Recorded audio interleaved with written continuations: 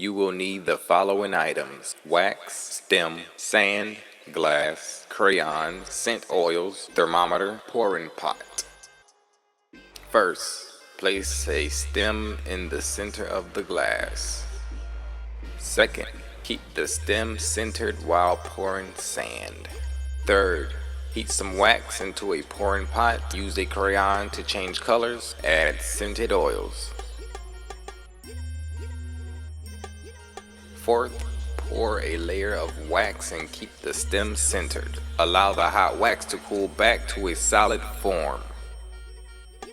5 is optional. Repeat step 4. Thanks.